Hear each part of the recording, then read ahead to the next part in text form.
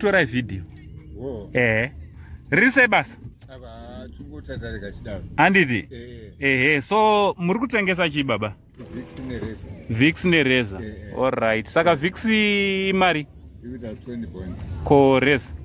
Rezor 10 bond 1, 50 bond parity. Alright. Pakanaka. Aiwa ndiri kuona kuti muri kufara. Aiwa.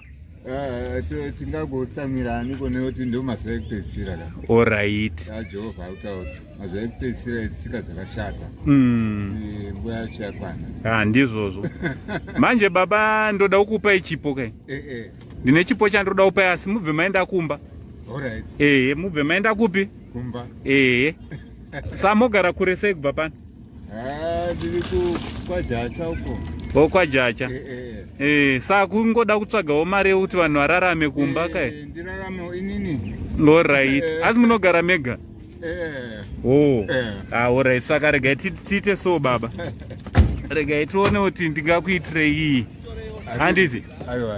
Regai ndione kuti ndingakuitirei chii baba. Ndingatenda zvikuru. Grocery nderenyu iri baba?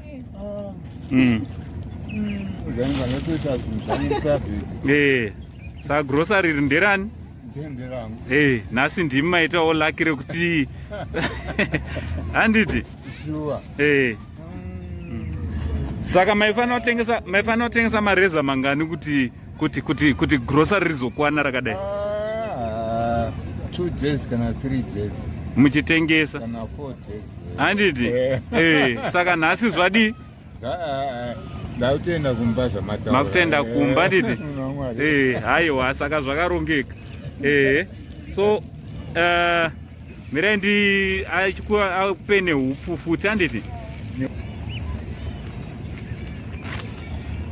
Ndezvenyu izvi. Handiti? Haiwa Mwari.